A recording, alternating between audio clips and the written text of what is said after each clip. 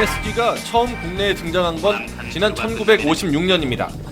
당시에는 감칠맛을 내는 마법의 조미료로 귀한 대접을 받았습니다. 하지만 1960년대 말부터 유해성 논란이 시작됐습니다. 일부 소비자 단체는 MSG가 뇌의 신경전달 체계를 교란해 두통과 아토피 등을 일으킨다고 주장합니다. 이런 논란에도 우리나라 식당의 93%가 싼 값에 국물 맛을 낼 수 있다는 이유로 MSG를 쓰고 있는 것으로 나타났습니다. 이처럼 자기가 원치 않더라도 MSG 섭취가 불가피한 현실이 소비자들을 불안하게 하고 있는 겁니다. 하지만 식약처와 많은 전문가들은 MSG가 안전하다는 결론입니다. MSG의 주 원료는 사탕수수로 이를 발효시켜 얻은 글루타민산에 나트륨을 섞은 게 바로 MSG입니다. 전문가들은 글루타민산이 다시마나 굴에도 있는 천연물질이라고 말합니다.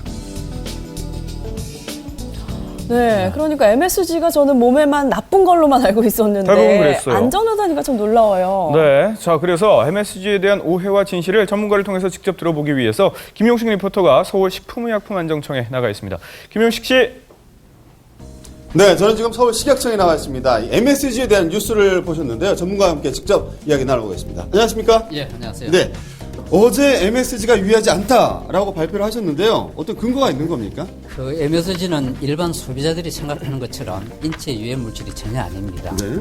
우리가 살아가는 동안에 사실은 MSG는 먹을 수밖에 없고 또 먹으면 하는 것이 바로 MSG입니다.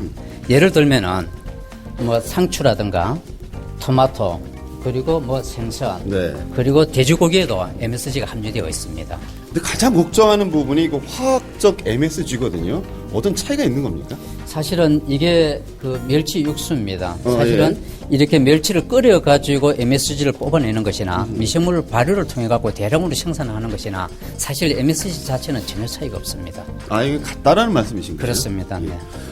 근데 마지막으로 가장 궁금한 것이 그 MSG가 유해하다는 주장이 많거든요. 이 부분에 대해서는 어떤 의견이신 겁니까?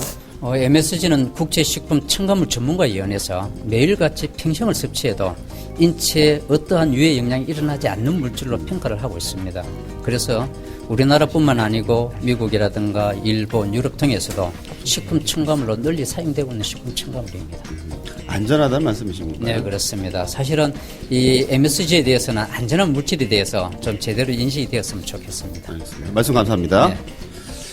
MSG에 대해서 전문가와 함께 얘기를 나눠봤는데요. 좀 더 폭넓은 이해가 필요할 것 같습니다. 지금까지 서울 식약청에서 LTE 생중